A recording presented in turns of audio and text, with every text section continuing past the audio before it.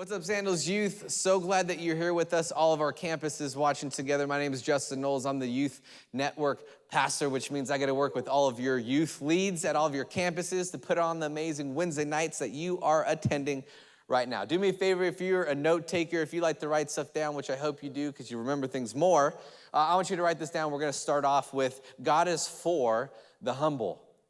That God is for, we're in the series called For Blank, but we want to know that God is for the humble. See, has anyone, you seen, maybe you've been humbled or maybe you have been humbled in the point of where you kind of had this in a situation where you were thinking that you were great, but that you were kind of put in your place. I remember there's this friend, well, let's be real, wasn't a friend at all, didn't like him. He was a guy that I went to high school with, and he said that he was this really good snowboarder, and he would be posting all these pictures and bragging about all the things that he could do up on the mountain, going off the jumps, and what he would do is he'd post these amazing pictures on Facebook about him doing these tricks, going down these really hard runs and all that kind of stuff, and what I found out later, and this is why I didn't like him, is because he was constantly bragging about all the amazing things that he has done, not humble at all, actually the opposite of humble. He was very prideful in these things. But what came out later is that it wasn't actually him in any of these pictures. That he would take a picture of him before and could kind of see his face, but because you got the goggles on, the helmet on, and all the gear on, it was actually a family member of his that he was literally put on his jacket and put on his gear, and he would pretend like he could do all of these things, and when it came out, like he never lived it down. That was like his thing, and he was very humbled. So he was actually busted. Have you ever done something yourself where you tried to make yourself look better than you actually are? Have you ever tried to be kind of put off the vibe that you do certain things or not do certain things in hopes that people would have a better idea or a different understanding of who you are as a person? I remember this one time when I was in college, I stopped and I bought food. There's this guy that hung out around our campus, and he was a homeless guy, and I stopped and bought food for him. I bought food. I sat down and had a conversation with him. I got to know his name. I got to know his story. And it's actually all the things that when you grown up in the church or even a follower of Jesus that you are supposed to do. I was doing all of the right things up until the point where, I thought that I needed to let everybody know how awesome I was in that certain situation. And so I took a picture with him, took a picture of the food, spent about 30 minutes on the caption that I was gonna write on this story. Even came up with the hashtag, hashtag bless up, bless, God's work, whatever it is. And I posted this thing, and then all of a sudden I posted this picture about how awesome I was about serving God and doing all the things that I was supposed to do. And then someone commented in the comments, just a reference, that actually convicted me. And it's actually our main point or our main passage that we're going to be going through tonight. And I want to read it to you because it kind of caught me off guard because it's not something that we're supposed to do. And it's found in Matthew 6, verses 1 through 4. It's going to be up on the screen. I want you to read it with me here. It says, be careful, this is Jesus speaking, be careful not to practice your righteousness in front of others to be seen by them. That if you do, you will have no reward from your Father in heaven. So when you give to the needy, do not announce it with trumpets, as the hypocrites do in the synagogues and on the streets to be honored by others. Truly, I tell you, they have received their reward in full. But when you give to the needy, do not let your left hand know what your right hand is doing, so that your giving could be maybe in secret. Then your Father who sees it, what is done in secret, will reward you.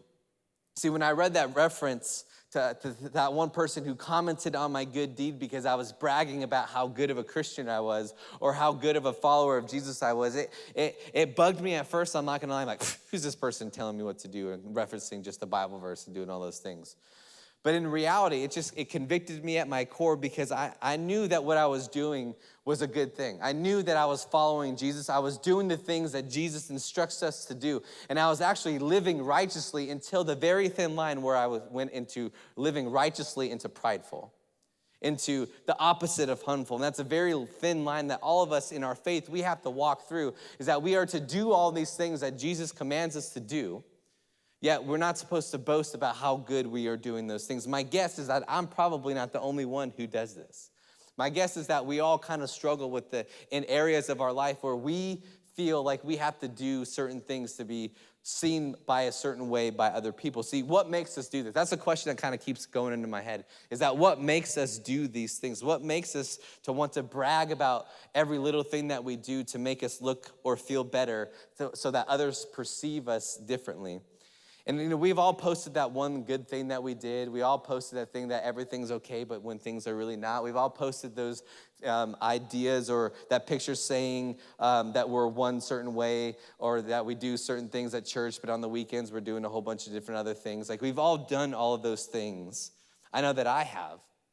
But when we look at what Jesus is teaching here, he's saying that don't let your left hand know what your right hand is doing. What he's saying here is that when you serve me, that's all you need to do.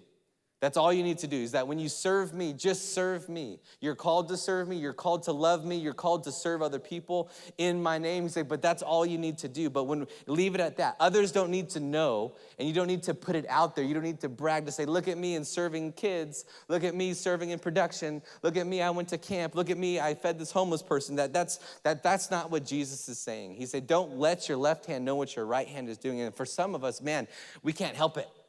We're such in the culture today where we post everything, or not only that, we post things what we want other people to think about us.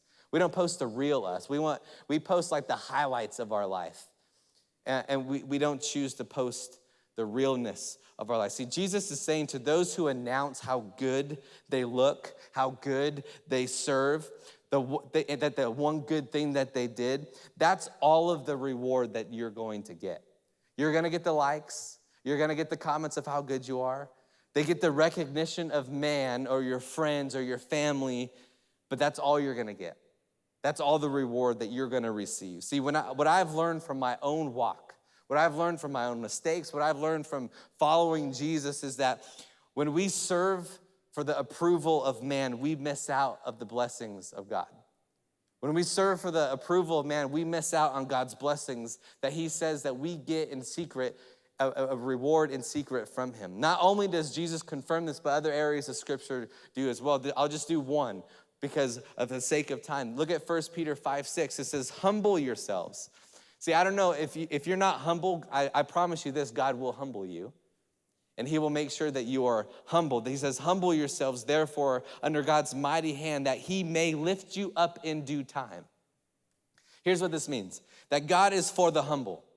And that when we humbly serve our God and we humbly serve other people like we are supposed to, God will give you more.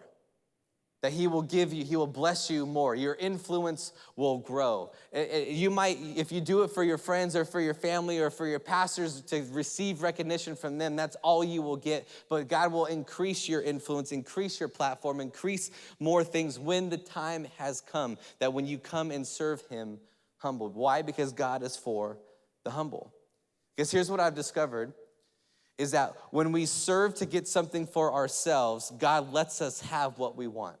When we serve to get something for ourselves, God lets us have what we want. And some of you are like, heck yes, that's what I'm talking about. That's what I was hoping for. When I serve and I want to get something out of it, God will let me have whatever I want. That's what I was hoping for. But listen, that what we want, if we want is recognition from others or fame or popularity or more likes, all of that kind of stuff, that's fleeting. It goes away. That God will give us those things and that's it. No more, no less.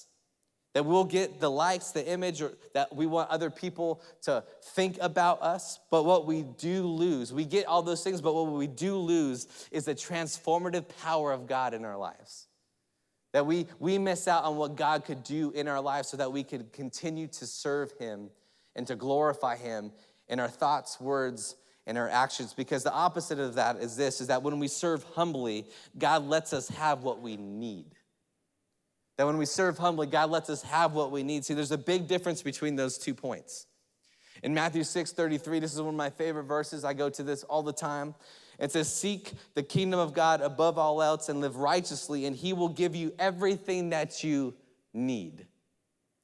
Notice it does not say that God will give you everything that you want. It doesn't say that. It says that God will give you everything that you need. And this is why this is one of the most comforting verses for me personally, is that someone who struggles with like anxiety and panic attacks, someone who seeks professional counseling to deal with those things, that this is one of the most comforting parts of what Jesus promises us, is that when we seek after him, when we serve him humbly, when we go after the things that he calls us to do, is that he will give us everything that we need. Did you know, side note, that God knows what you need before you even know what you need? That he knows what you need before you even realize what you need. And that's so comforting to me. See, this is why serving God humbly, not trying to make ourselves look better, not doing it for the gram, not doing it for the double taps, not doing it to perceive a certain way for your parents or for your pastors or for your leaders. That's why when we serve God humbly and serve others humbly, we will be able to reap the rewards that God promises in secret.